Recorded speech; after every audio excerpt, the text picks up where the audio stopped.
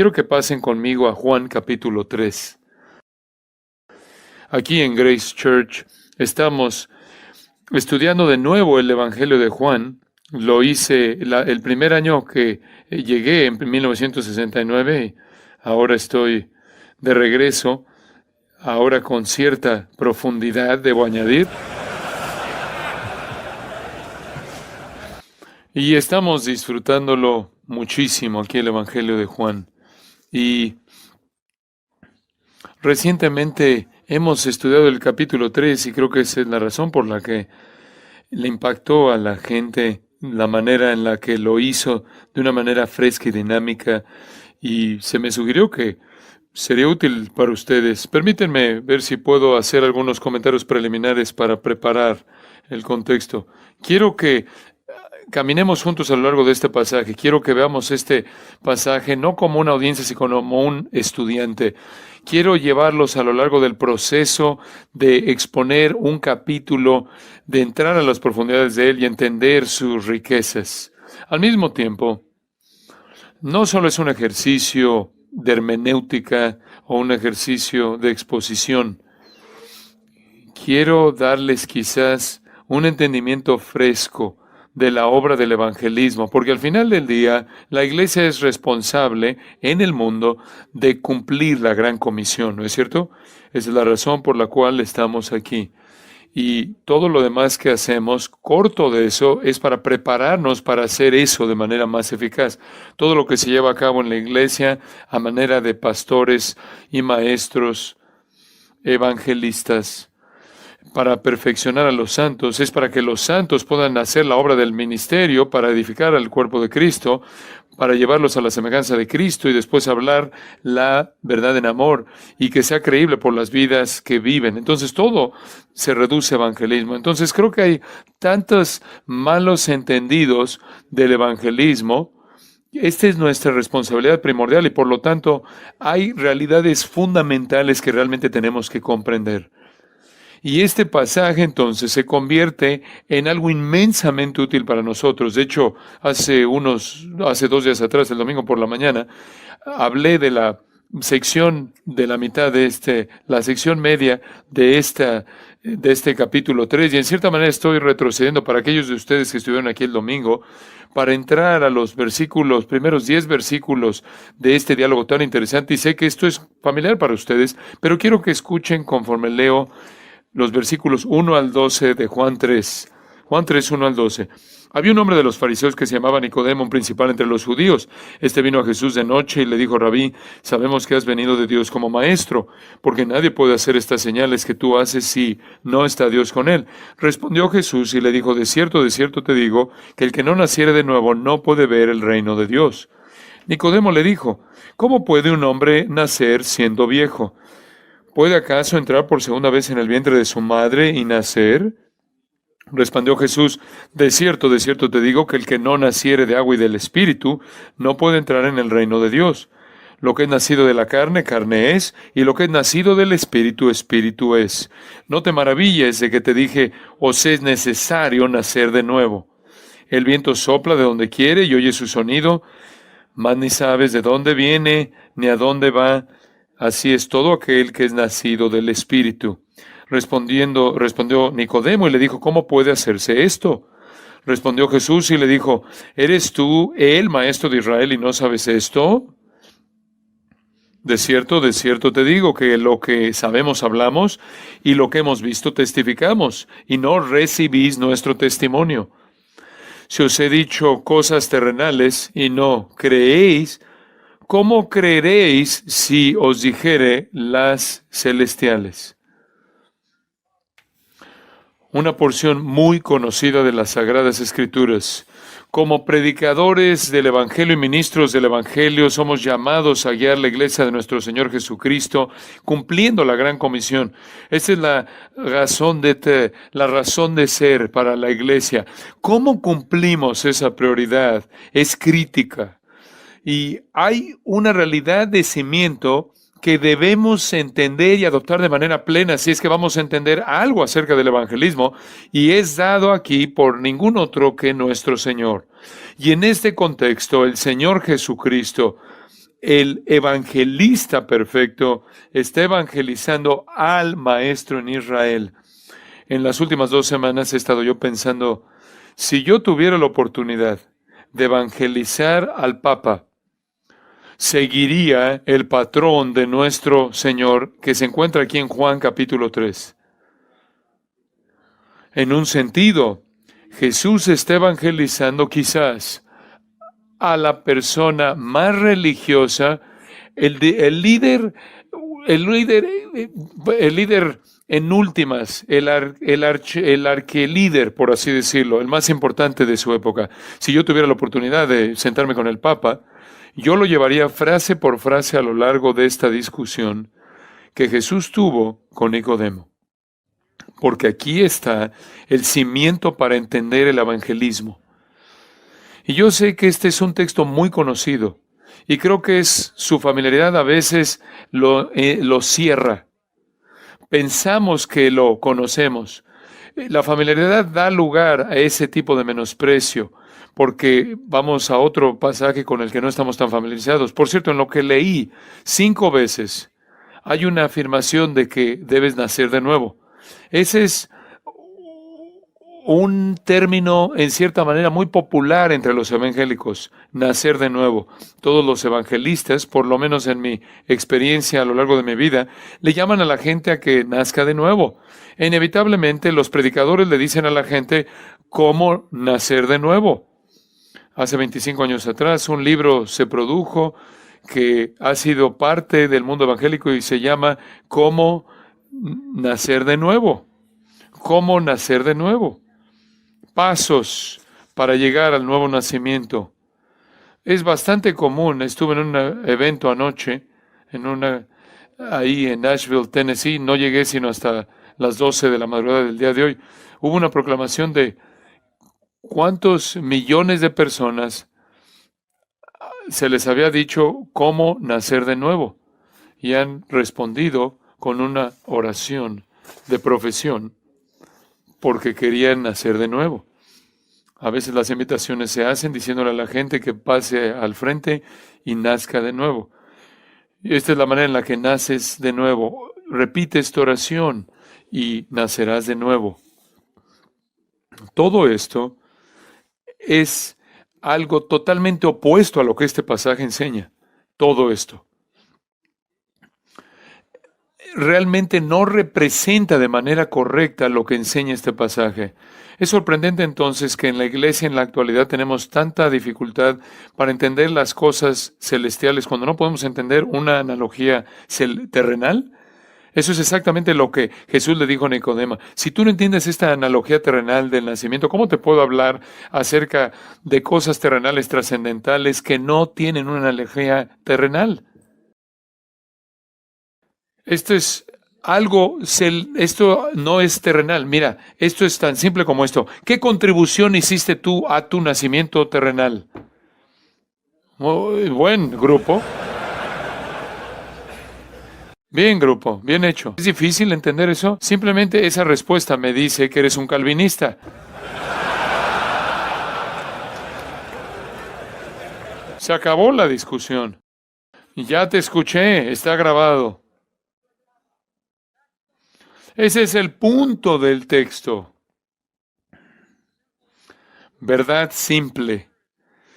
Aquí tenemos a un legalista, hipócrita, un fariseo que cree que es bueno por sí mismo. Y Jesús tiene una conversación con él acerca de entrar al reino y la médula del asunto es que le dice, lo que tú quieres no puedes hacer. No hay pasos. Jesús no le da algún tipo de pasos para nacer de nuevo. No le dice cómo darse a luz a sí mismo. Esto es absurdo. No es una analogía complicada. Y si en algún punto entiendes esta verdad fundamental de la salvación, que algo te tiene que suceder que viene del cielo, en lo cual no participas, entonces vas camino a entender el aspecto celestial de la multiplicidad de las doctrinas de la salvación. Sin embargo, casi toda persona que quiere luchar contra la soberanía de Dios en la salvación llega a este capítulo y no entiende lo que está diciendo el Señor en esta analogía. Esta es la verdad de cimiento de la salvación. El Señor no da ningún mandato, no le dice que nazca de nuevo al hacer esto o aquello, pero dice, debes nacer de nuevo. No es un mandato, es una afirmación de una realidad, ¿no es cierto? Debes nacer de nuevo, es una afirmación de un hecho, no es un mandato, es un hecho. No hay pasos. Jesús no le dice, repite esta oración, haz esto. La analogía misma va en contra de esa manera de pensar. El punto de esta analogía es que algo debe sucederte en lo cual tú no tienes ninguna contribución que hacer, en lo cual tú no participas.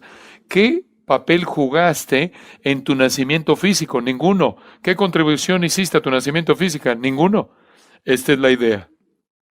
Nuestro Señor escoge su analogía con mucho, mucho cuidado. Para que alguien venga y se le ocurran pasos para nacer de nuevo es absurdo. A la luz de la analogía que nuestro Señor escogió, Él pudo haber escogido cualquier otra analogía, pero escogió, como siempre lo hace, la analogía perfecta para expresar que la única manera de entrar a su reino, la única manera de poseer vida eterna, la única manera de ser perdonado y escapar al infierno e ir al cielo, es que Dios lleve a cabo una obra en tu vida en la cual tú no participas. Esta es una obra divina. Naces anathen, nacer de arriba literalmente. No hacemos contribución alguna a nacer, no hacemos contribución alguna a volver a nacer, es de arriba. El nacimiento sucede a nosotros, no mediante nosotros. Recibimos vida y existencia de Dios, físicamente recibimos vida de Dios, así como espiritualmente también. El mensaje entonces es que la regeneración es necesaria para entrar al reino, y la regeneración es mediante una decisión soberana, voluntad soberana, divina y poder soberano. No es producido por ser más religioso, más moral, más virtuoso. No es producido por que te esfuerces más para ser bueno en absoluto. Es como los teólogos lo dicen, es monergístico en lugar de ser sinergístico. La regeneración es de lo que está hablando el nacimiento. Es la segunda obra de Dios al salvar a su pueblo. La primera en salvar a la gente es la elección en la eternidad pasada. La segunda obra de Dios es la regeneración. Entonces tenemos que comenzar entendiendo la obra del evangelismo con este punto, entendiendo a partir de esta analogía simple, terrenal, de que el cimiento de todo es que la salvación inicia por una obra divina de Dios en la cual la gente no participa. Otra manera de identificar esta verdad, les estoy dando la historia entera antes de entrar al texto, pero quiero que esté claro en su mente. Otra manera de entender esta verdad es verla como el llamado de Dios, el llamado divino. Los teólogos la han llamado el llamado irresistible, el llamado eficaz, y en esencia es prácticamente el decreto divino de que para que los muertos nazcan, lleguen a vivir. Esta es la obra divina por parte de Dios en la cual Dios hace que el pecador muerto llegue a la vida. Romanos 8:30 dijo, al que Dios llama, justifica, al que justifica, glorifica. Esa es la obra de Dios. Elección, llamado, justificación, glorificación, esos son los elementos de la salvación. Ni siquiera puedes entender las realidades celestiales de la glorificación, la elección, a menos de que entiendas la analogía terrenal del nuevo nacimiento o del nacimiento. Y Nicodemo viene como cualquier judío de su nivel, queriendo saber qué es lo que no ha hecho, qué es lo que le faltó o que debe hacer, qué es lo que debe dejar de hacer, cuáles son los pasos que debe tomar para que pueda llegar a la meta y Jesús lo detiene de manera total y le dice, lo que te tiene que pasar es algo en lo que tú no contribuyes en nada, en nada. Ahora, con eso, en cierta manera, como contexto o trasfondo, veamos el texto y vamos a dividirlo en tres partes. La preocupación del pecador, la palabra del Salvador, la obra del Espíritu. La preocupación del pecador, la palabra del Salvador y la obra del Espíritu. Hay mucho que está pasando aquí, pero veamos el aspecto evangelístico de este pasaje. El reino de la salvación, abre sus puertas únicamente de adentro hacia afuera. Solo desde adentro. Y solo aquellos que abandonan todo el esfuerzo personal como medio de salvación. Y se les concede por parte de Dios el nuevo nacimiento. Ahora, esto literalmente frena a este legalista en seco, porque lo único que él ha conocido ha sido que tú te ganas tu salvación por tus méritos. Ahora regresemos al capítulo 2, versículo 23 y veamos esto. Estando en Jerusalén en la fiesta de la Pascua, este es al principio de su ministerio, muchos creyeron en su nombre, viendo las señales que hacía. Pero Jesús mismo no se fiaba de ellos porque conocía a todos, y no tenía necesidad de que nadie le diese testimonio del hombre, pues él sabía lo que había en el hombre. Él sabía lo que había en el hombre, él conocía los secretos y la mente de toda persona como lo hace. Este es Juan afirmando la deidad y la gloria del Hijo de Dios en base a su omnisciencia. Él conoce lo que solo Dios conoce. Y entonces Jesús está consciente de que los que creyeron en su nombre no era fe salvadora. Entonces, ¿en qué creyeron? ¿Cuál era el contenido esencial de lo que ellos creyeron? Vayan al capítulo 2 del capítulo 3. Él está hablando por su parte, los otros que mencionó del 2:23, los muchos que creyeron en su nombre. Probablemente había mucha discusión entre ellos y que se encontraron. Entonces Nicodemo habla en nombre de todos los que supuestamente creyeron. 3:2, esto es lo que creemos, lo que sabemos, que has venido de Dios como maestro, porque nadie puede hacer estas señales que tú haces si no está Dios con él. Entonces esto es lo que ellos creían. Él creían que era un maestro de Dios. Él nunca habían visto un obrador de milagros, nunca antes había visto un profeta, nunca lo habían visto hasta que Juan el Bautista vino y él no hizo ningún milagro. No había visto un profeta en 400 años. No estaban acostumbrados a los milagros. Los milagros no sucedían y después viene y Jesús llega y los hace frente a ellos antes, durante y después de la Pascua. Y entonces están muy conscientes de que este era un maestro de Dios. Esto es en esencia lo que ellos creían. Esto da una esperanza tremenda a Nicodemo. Aquí hay un maestro de Dios, obviamente por el poder que ha sido desplegado mediante él. Poder sobre demonios, poder sobre enfermedades, y más tarde él demostraría poder sobre la muerte de la naturaleza. Comienza a mostrar ese poder y ellos llegaron a conclusiones obvias. Eso nos lleva a la historia de uno de ellos, uno de estos creyentes que creyeron en su nombre al grado que creyeron que era un maestro enviado por Dios. Con toda su religión, con todos sus méritos, y los historiadores nos dicen que Nicodemo era uno de las tres personas más ricas de Jerusalén y alcanzó esa riqueza porque él se había elevado tanto como un maestro, era parte de un Sanedrín, de la Corte Suprema de Israel, y él era un hombre altamente estimado, versículo 10, el maestro, artículo definido, él había llegado al pináculo del judaísmo farisaico. Él era el apóstata prototipo primordial. Y adivina, los hipócritas saben que son hipócritas. Es un juego que ellos juegan. Es un juego que ellos juegan. Era el hipócrita clásico. Ellos conocen su condición miserable. Y él es un hombre que está entre los fariseos llamado... había un hombre de los fariseos que se llamaba Nicodemo, de donde obtenemos su nombre, quiere decir victorioso entre la gente. Él fue nombrado Recibió un nombre triunfal. Él es un fariseo, lo cual quiere decir que es un legalista, está en el corazón del judaísmo apóstata corrupto. De hecho, él y todos sus amigos recientemente habían sido atacados en el capítulo 2, versículos 13 al 18. Jesús vino al templo, era dirigido por los saduceos, pero también estaban involucrados los fariseos, y con su látigo lo limpió el templo. Realmente no lo limpió porque cuando él lo limpió no quitaron todo, porque al final su ministerio regresó, lo limpió realmente parcialmente en el sentido de que había atacado la religión, y Nicodemo era parte de esta religión y era una parte importante. Este es entre los hombres más separados, apartados. Esto es lo que fariseo quiere decir, significa. Este era de los más devotos. Él ha adoptado una posición elevada, pero la realidad del asunto es esta. Su vida no era más que una pila de estiércol. ¿Por qué? Dices, ¿cómo sabes eso? Porque eso es lo que dijo Pablo en Filipenses 3.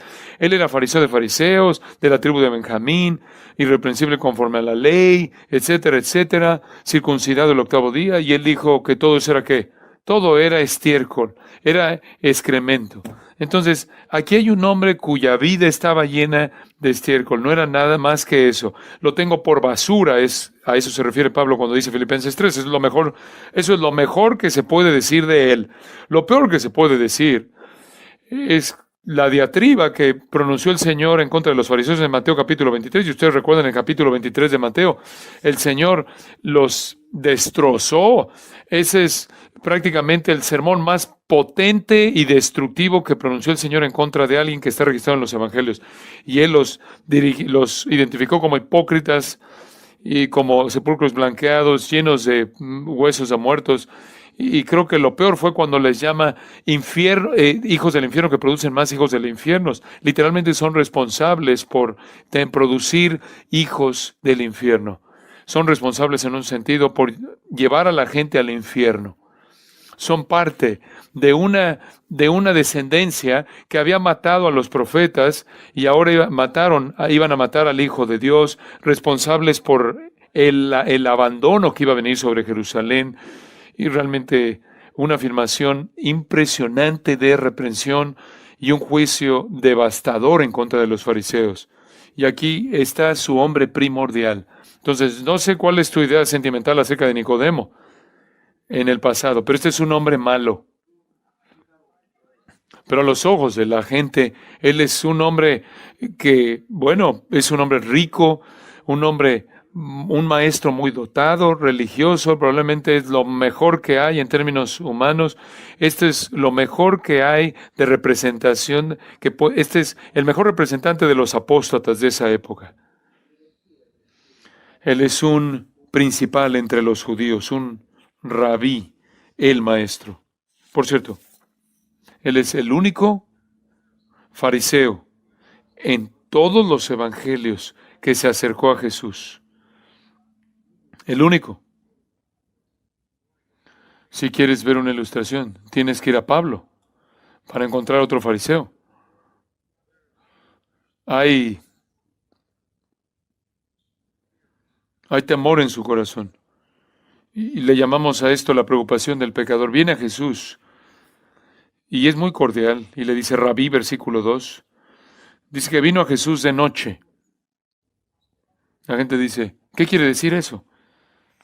Quiere decir que vino a Jesús de noche. ¿Qué quieres que diga? ¿Quieres que ponga algo ahí en los espacios en blanco? No sé por qué vino de noche. Pero puedes leer páginas tras páginas acerca de por qué vino de noche. Porque en la noche mostraba su pecado y estaba tratando de esconderse. No sé por qué vino de noche. Yo podría decir que en cualquier momento es buen momento. ¿Estás de acuerdo? En el momento en el que venga Jesús es un buen momento. Sí, entonces, no prediquemos de eso. Me encanta la respuesta de nuestro Señor. Recuerda esto. Esto es como el Papa que se acerca a Jesús. Este es el hombre primordial religiosa. Es un hombre apóstata, de la religión apóstata. Y no oyes una diatriba, como lo oyes en Mateo 23 en contra de él. Lo que ves aquí es un complemento de Mateo 12:20, ¿te acuerdas? Tomado de Isaías 42, que dice acerca de Cristo, La caña cascada no quebrará y el pábilo que humea no apagará. Aquí hay un hombre que era una caña cascada, que era un pábilo que humeaba. La luz de su vida era muy baja, había temor, preocupación, ansiedad. Hay una cortesía, una expresión de cortesía aquí, le dice Jesús, rabí. Él sabía de qué significaba, porque esa palabra se usaba para referirse a él. Y él reconoce que es un maestro que viene de Dios. Dios lo reconoce como Dios, que él viene de Dios. Y en su mente, él está pensando, bueno, quizás puedo encontrar la respuesta aquí. He llegado al pináculo de la religión. He llegado a la cúspide. Soy un hipócrita y lo sé. Lo sé. ¿A dónde voy? ¿A dónde me vuelvo? Aquí hay un hombre que es de Dios. Quizás él sabe qué más necesito hacer. Y esta es la razón por la que él viene. Ahora, los fariseos tenían algunas cosas a su favor. Ellos creían en el decreto divino, creían en la responsabilidad moral, en la inmortalidad, creían en la resurrección corporal, en los ángeles, en las recompensas eternas, en el castigo, pero también creían que en sus rituales, ceremonias, en su moralidad, y creían que eso los iba a llevar al reino de Dios, sus propias obras. Eso es lo que él creía. Y claro que él era parte de un grupo de 6,000, hasta donde podemos saber, 6,000 nada más, que habían caminado por el camino menos pisado, pero en su corazón hay una ansiedad profunda y temor, porque él sabe que hay un juicio. Él sabe que él va a rendir cuentas en términos morales, pero es un fraude como todos los hipócritas siempre lo saben. Esta es la preocupación del pecador. Este es el temor de Nicodemo. Y después llegas a los versículos 3 en adelante a ver la palabra del Salvador. Y esto es tan claro, tan simple.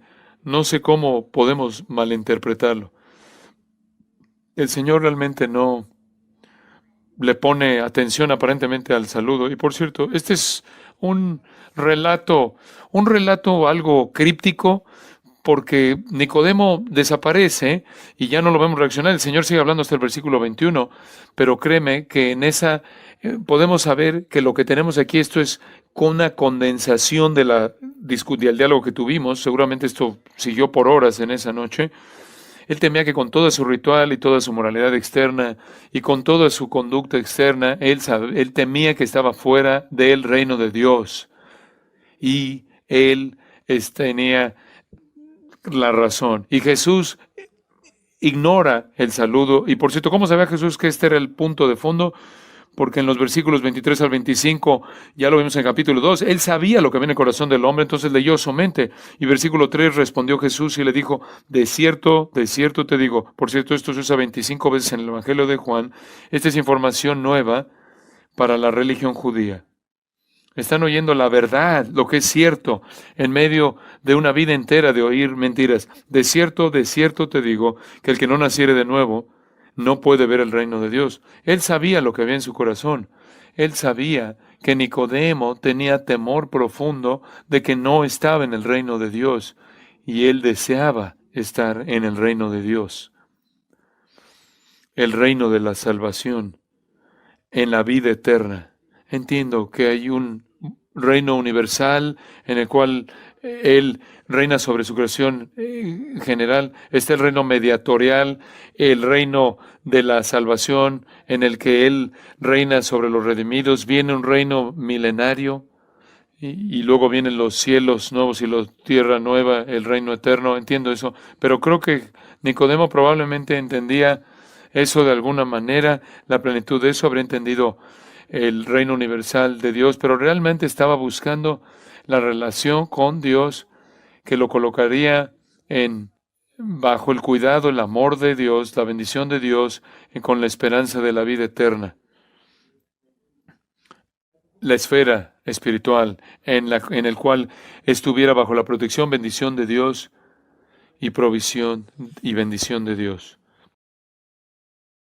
Él tenía un lugar en el judaísmo, un lugar muy elevado. Pero aunque sabía eso, no satisfacía su corazón.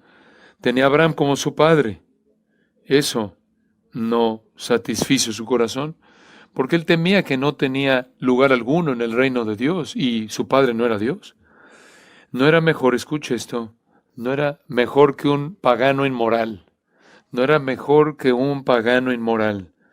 Su religión no le ayudaba más que el animismo le ayudaba a algún pagano.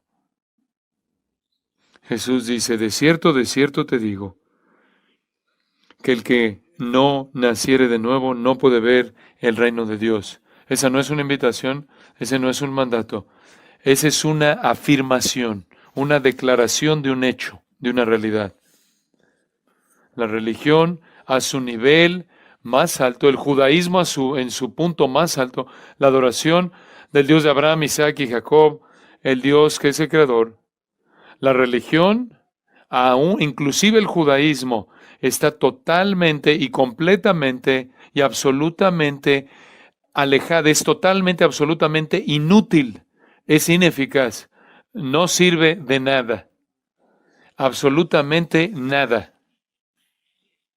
Es inútil. Las palabras de Jesús devastan, destruyen de una vez por todas cualquier tipo de idea de devoción religiosa moral del hombre.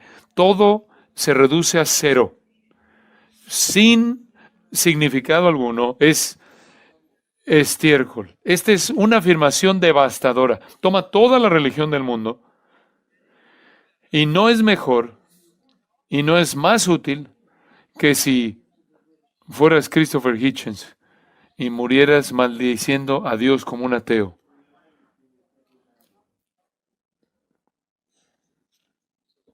Él dice, debes nacer de nuevo. No tiene nada que ver con tu religión. Y lo dice 5 veces 3, 5, 7, 8. Y no voy a tomar el tiempo de hacerlo, pero puedes ver 1 Juan 2, 3, 4, 5. Y vas a ver media docena de veces este concepto de nacer de nuevo, nacer de nuevo, nacer de nuevo. Lo que eso significa es que todo lo que has acumulado en tu vida no sirve de nada. Nada puede hacer una contribución a tu salvación. Tienes que regresar al principio.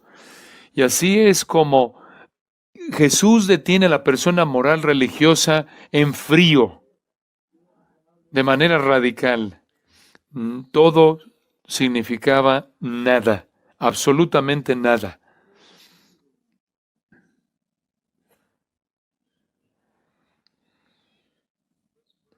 Este nacimiento no es alcanzado por los hombres, ¿se acuerdan del capítulo 1? Versículos 12 y 13. Mas a todos los que le recibieron, a los que creen en su nombre, les dio potestad de ser hechos hijos de Dios, los cuales no son engendrados de sangre, ni de voluntad de carne, ni de voluntad de varón, sino de Dios. Por cierto, creer y la fe siguen a la regeneración. Creyeron porque fueron nacidos de Dios. El hombre, sea que sea religioso o no religioso, sea un sacerdote o un ateo, sea un papa o una prostituta, está separado de Dios, muerto en pecados, y no le puede ofrecer nada a Dios que contribuya a su salvación. Absolutamente nada. Todas sus obras son obras muertas. De hecho, el hombre religioso quizás termina mal, termina alejado permanentemente de Dios porque él pisa la sangre del pacto. Entonces, esta es la verdad de la regeneración. Cuando evangelizamos a alguien y dice, bueno, ¿qué necesito para ser salvo? ¿Cuál es la respuesta? Repite esta oración. Toma estos pasos. La primera respuesta que Jesús le da a un hombre es, no hay nada que puedas hacer. No hay nada que puedas hacer. Necesitas nacer de arriba. Algo te tiene que suceder. Esta es la verdad de la regeneración. Está por todo el Nuevo Testamento. Está por todo el Nuevo Testamento. 1 Pedro 1, renacidos por la palabra de verdad, Romanos 6, Efesios 2, por todos lados. Pero permíteme mostrarte un pasaje que presenta una perspectiva clara en Santiago 1, 17.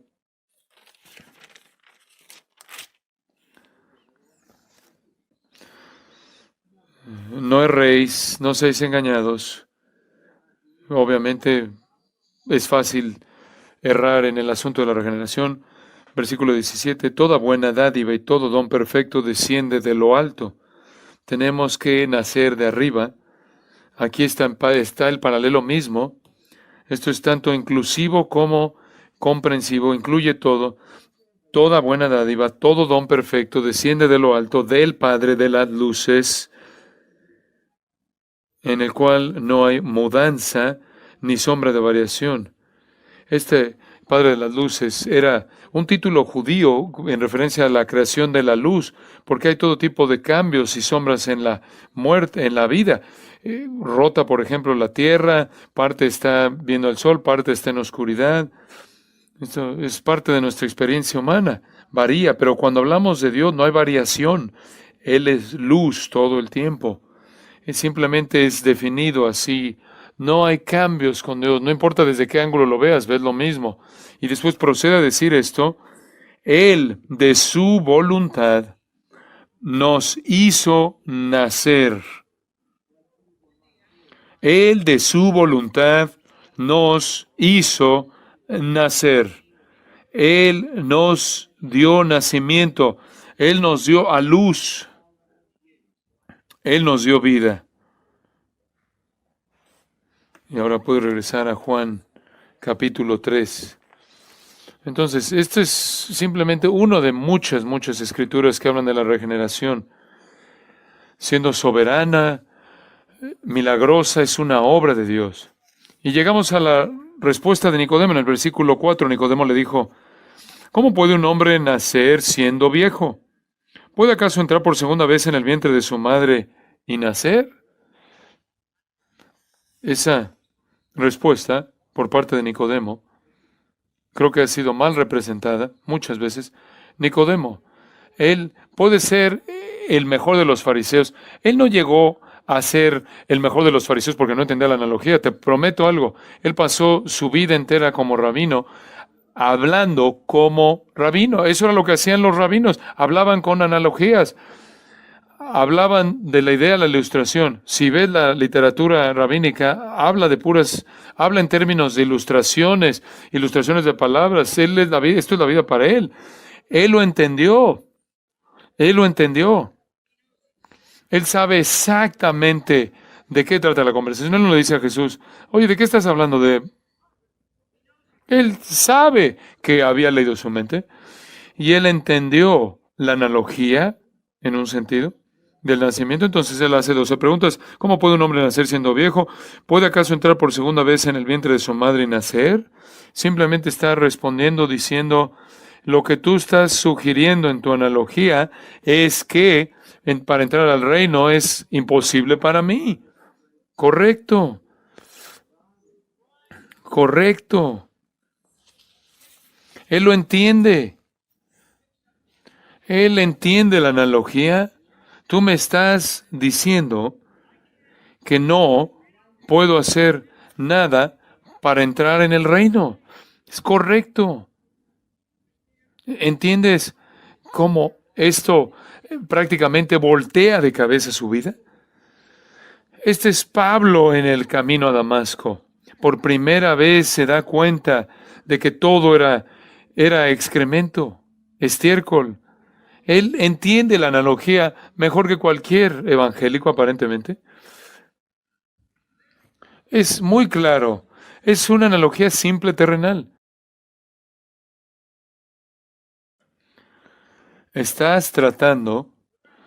Tú estás preguntando acerca de lo que puedes hacer y la respuesta es nada, absolutamente nada. Él está reaccionando como cualquier persona reaccionaría. Él está diciendo, de hecho, bueno, Bueno, pues entonces lo que he hecho en mi vida, ¿qué es acerca de todo lo que he hecho? ¿Qué hay acerca de toda la moralidad, el ritual, las ceremonias? ¿Qué hay acerca de todos los sacrificios que he ofrecido? ¿Qué hay acerca de toda la gente que he enseñado? ¿Qué hay acerca de todas las veces que le he dicho a la gente acerca del Antiguo Testamento y los he llamado a adorar a Dios? ¿Qué hay acerca de todo eso? ¿Qué hay acerca de toda la bondad, de la idea de la bondad? ¿Qué hay acerca de todas las limosnas que di, de toda la ayuda que ofrecí? No sirve de nada. No sirve de nada. Esto es nuevo. Esto es nuevo.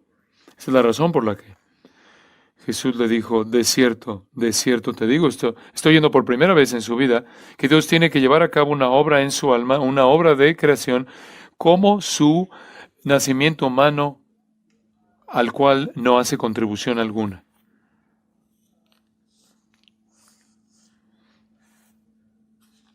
Jesús está destrozando, despedazando todo lo que él ha entendido acerca de la religión en su vida. Versículo 5, respondió Jesús, de cierto te digo, que el que no naciere de agua y del Espíritu no puede entrar en el reino de Dios.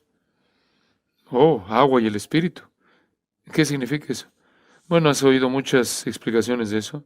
Agua se refiere al nacimiento humano y espíritu al espíritu, espíritu a nacimiento espiritual. No, no es como lo interpreto en inglés. Llamamos el agua se rompe, por ejemplo, cuando a una mujer se le rompe la fuente, pero eso no es una expresión judía.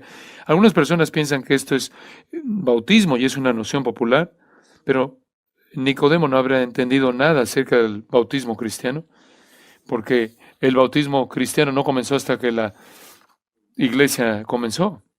Entonces, no habrá conocido nada acerca del agua como tal en algún tipo de bautismo, aunque habían lavamientos en el bautismo de prosélitos. ¿Qué está diciendo nuestro Señor? Nuestro Señor simplemente se está refiriendo a los pasajes del Nuevo Pacto, particularmente de Ezequiel 36. Vayan a Ezequiel 36 por un momento. Este es un maestro en Israel que conoce su Antiguo Testamento, que es un maestro del Antiguo Testamento, del texto del Antiguo Testamento. Él habría conocido la maravillosa promesa de Ezequiel 36. Y ustedes también lo conocen. Esta es una promesa de Dios. Y esto es muy importante de entender en este texto. Podemos ver otros, pero por causa del tiempo esto es suficiente. Para efectos de tiempo es suficiente ver esto.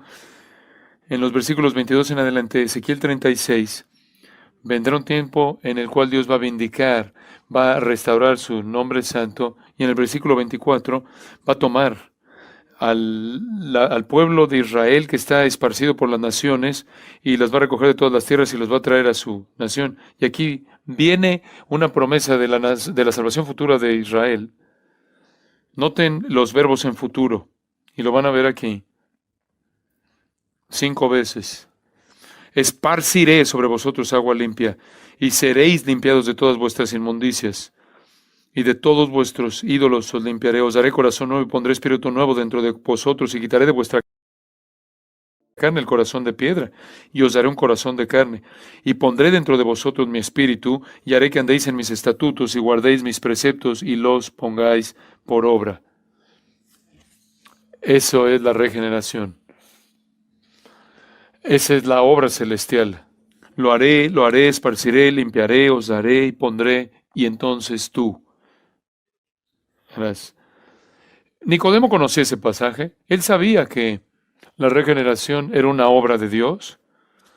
Encontramos el mismo énfasis más adelante en Ezequiel 36. Lo vemos más adelante en el capítulo 36, cuando Dios da vida a los huesos muertos. Lo vemos en Jeremías 24, Jeremías 31 al 33, el pasaje del Nuevo Pacto en Jeremías. Entonces, esto no es nuevo. Nicodemo, ¿qué tiene que suceder, Nicodemo? A menos, noten cómo está hablando en tercera persona aquí. No está invitando a Nicodemo a hacer algo, simplemente está declarando, haciendo afirmaciones. El que no naciere de agua y del Espíritu, esto es, a menos de que esa obra por parte de Dios en la cual Dios limpia el corazón del pecador y saca su corazón de piedra y coloca su espíritu ahí, no puede entrar al reino de Dios. De nuevo está enfatizando que esta es una obra de Dios. Esta es una obra que solo Dios puede llevar a cabo y la hace sin la ayuda del pecador. Y versículo 5 es del texto de Ezequiel. Versículo 6, simplemente razón. Lo que es nacido de la carne, carne es, y lo que es nacido del espíritu, espíritu es. La carne solo puede producir más carne. Eso es la depravación. Eso debe ser conocido para Nicodemo. Si lees Romanos 3, 10 al 20, no hay justo, no hay quien entienda. Todas esas líneas se tomaron del Antiguo Testamento, ni una. No hay uno. Entonces hay una declaración, hay una doctrina clara de la depravación total en el Antiguo Testamento, es la incapacidad total. Es una doctrina del Antiguo Testamento. Si quieres ver alguna parte, si quieres ver la depravación total del hombre, lo ves desde el diluvio. Este es el fundamento de la verdad, de la salvación. La carne solo produce carne, el pecado solo produce pecado. Nicodemo no tiene lugar a donde ir. Toda su religión ha sido aplastada y ha sido hecho talco. Y ha presentado el Señor esta verdad que ha destrozado su moralidad. Él no puede hacer contribución alguna. Literalmente está ahí sin capacidad alguna. No tiene a dónde volverse. Se ve esto como una calle sin salida. Lo único que puede producir la carne es carne. Y después esto. Lo que es nacido del Espíritu, Espíritu es. Lo que es nacido del Espíritu, Espíritu es. No te maravilles de que te dije, os es necesario nacer de nuevo. Lázaro no se pudo resucitar a sí mismo.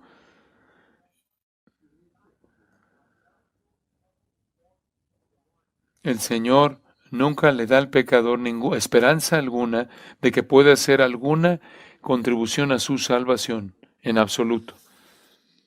Y tú entiendes que este es el legalista clásico. Este es el ejemplo perfecto del legalista. Ahora, esto es tan instructivo para nosotros conforme evangelizamos. Tenemos que detener al pecador para que entienda su incapacidad, su falta de esperanza.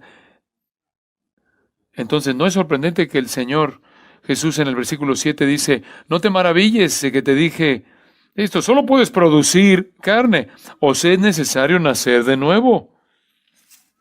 Os es necesario nacer de nuevo. Es necesario que nazcas del Espíritu.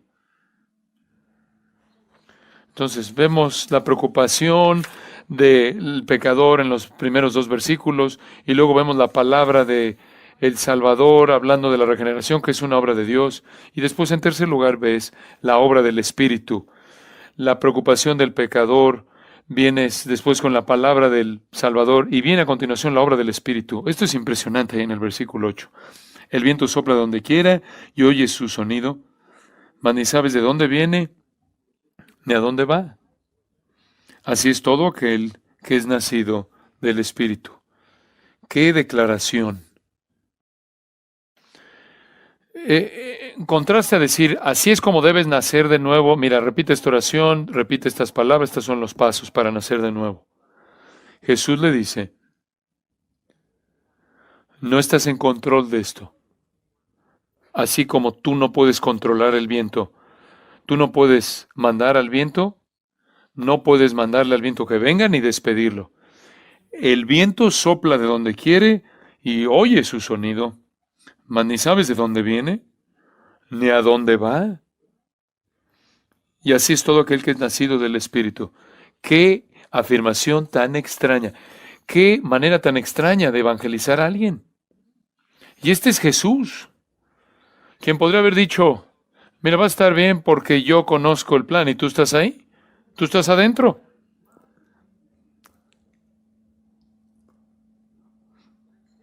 Pero en lugar de esto, Él presenta este misterio inmenso. Tú no estás en control de esto. ¿Qué te parece eso? La próxima vez que un pecador ansioso se te acerca y le digas, tienes que nacer de arriba, y esto es 100% una obra de Dios, de gracia soberana, en base a su amor predeterminado, establecido sobre ti desde antes que el mundo empezó, fue fundado. Este es solo que Él lo va a hacer, y Él lo va a hacer cuando Él lo quiera hacer.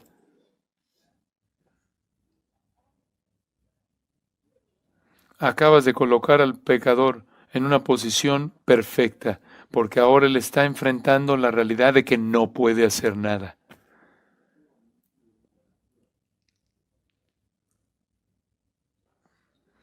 Todo es la obra del Espíritu. El Espíritu convence de pecado, de justicia y de juicio. El Espíritu produce arrepentimiento. El Espíritu produce fe.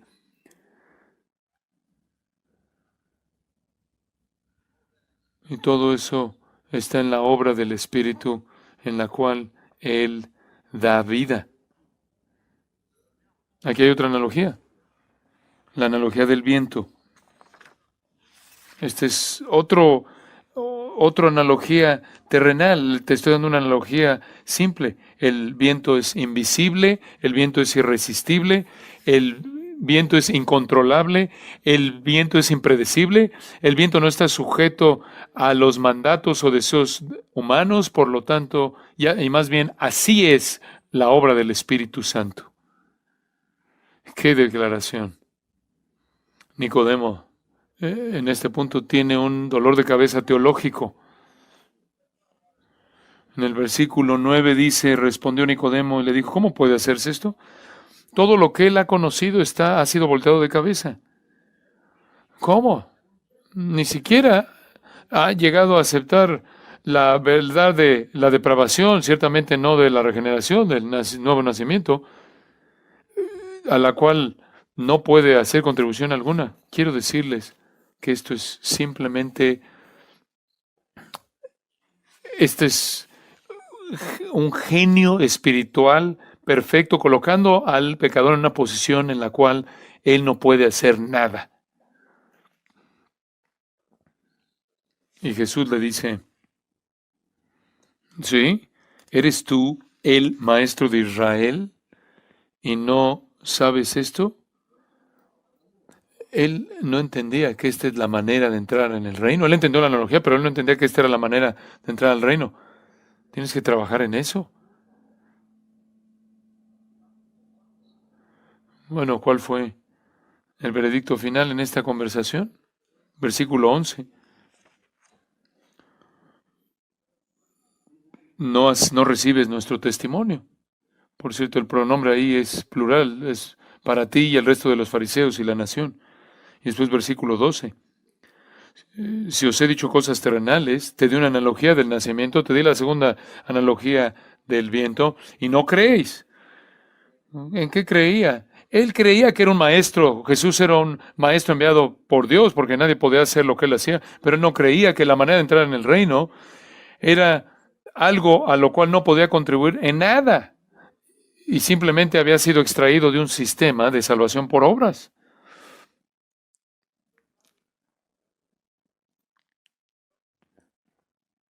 ¿Qué le pasó a Nicodemo? Pasen a Juan 7.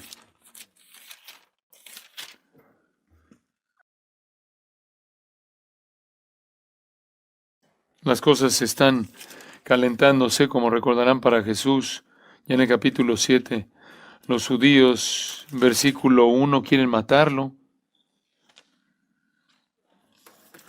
Jesús entra al templo y todo lo que dice simplemente incrementa su odio y su enemistad.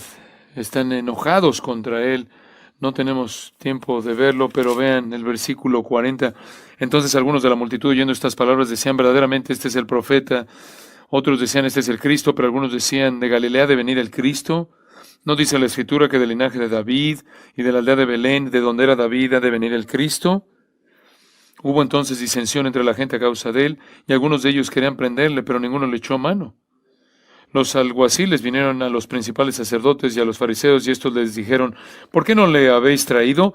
Los alguaciles respondieron, jamás hombre alguno ha hablado, porque como este hombre. Entonces los fariseos le respondieron, ¿también vosotros habéis sido engañados? ¿Acaso ha creído en él alguno de los gobernantes o de los fariseos? Oh, nadie ha creído. Entonces Nicodemo no es un creyente aquí, pero, versículo 50, les dijo Nicodemo, el que vino a él de noche, el cual era uno de ellos, ¿juzga acaso nuestra ley a un hombre si primero no le oye y sabe lo que ha hecho? Oye, Nicodemo, buena, fue una buena acción. Claro, ¿cómo vas a juzgar a un hombre si primero no le juzgas? Algo está pasando aquí. Él podría haberse enojado contra Jesús y haber tenido un odio intenso después de lo que Jesús le dijo. Pero ahora entra para proteger a Jesús de las intenciones homicidas de los gobernantes, de los líderes. Y este es mucho tiempo después. Finalmente vean Juan 19.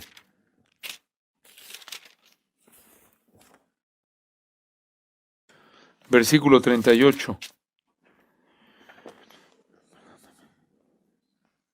Después de todo esto, José de Arimatea, que era un discípulo de Jesús, pero secretamente por miedo de los judíos, rogó a Pilato que le permitiese llevarse el cuerpo de Jesús, y Pilato se lo concedió. Entonces vino y se llevó el cuerpo de Jesús. También Nicodemo, el que antes había visitado a Jesús de noche, vino trayendo un compuesto de mirra y de áloes, como 100 libras. Tomaron pues el cuerpo de Jesús y lo envolvieron en lienzos con especies aromáticas, según es costumbre sepultar entre los judíos. Y en el lugar donde había sido crucificado había un huerto, y en el huerto un sepulcro nuevo, en el cual aún no había sido puesto ninguno.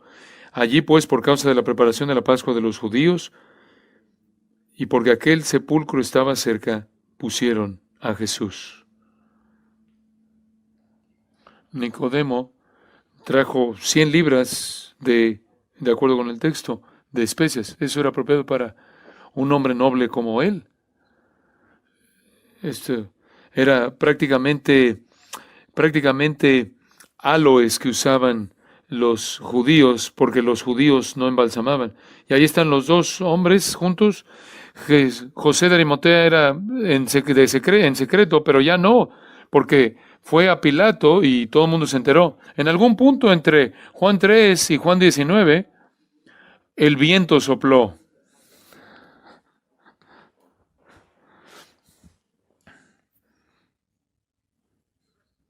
Y el resto de la historia.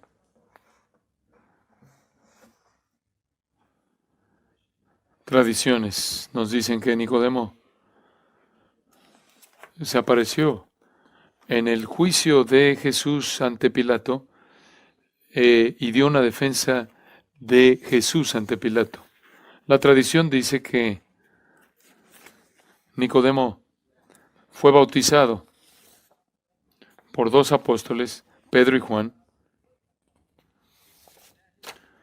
y que su confesión del Señor Jesús como Salvador lo llevó a ser privado de su posición, fue removido del Sanedrín y fue exiliado de manera permanente de Jerusalén por los judíos hostiles.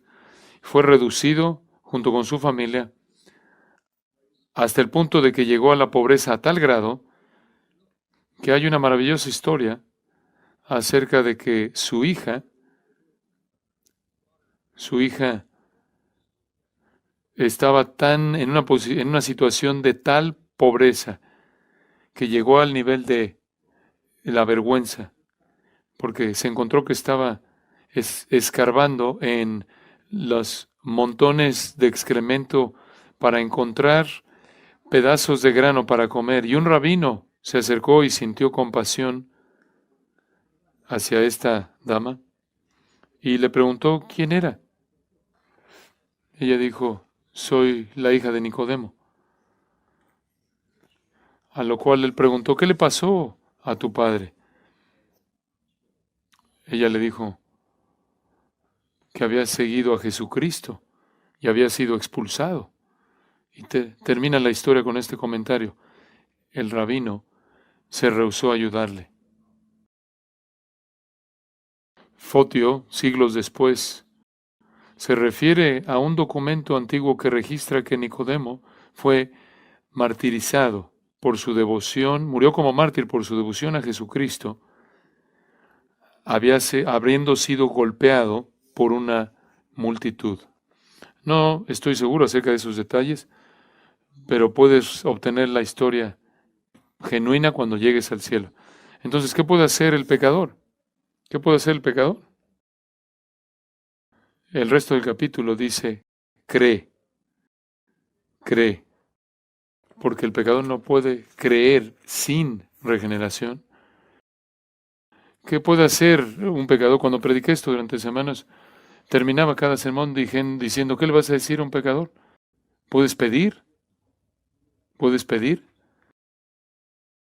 Dios, ten misericordia de mí, soy un pecador. ¿No tienes el derecho? ¿No has cumplido, alcanzado algún mérito que te coloque en una posición en la que le demandas algo a Dios? ¿Puedes pedir? Estuve sentado junto al lecho de muerte de un joven. Estuvo de un hombre que por 25 años estuvo metido en la homosexualidad. Y hablamos de esto y me dijo, tenía SIDA. Y me dijo, ¿qué hago? Y me dijo, pide. Y me dijo, ¿puedes pedir por mí? Y yo le pedí a Dios que le diera vida. Eso es lo que podemos hacer, es lo único que podemos hacer. Juan 3:37 dice, el que a mí viene, nunca le echaré fuera. Juan 6:37, Jesús mismo dijo, pedid y ¿qué? Se os dará.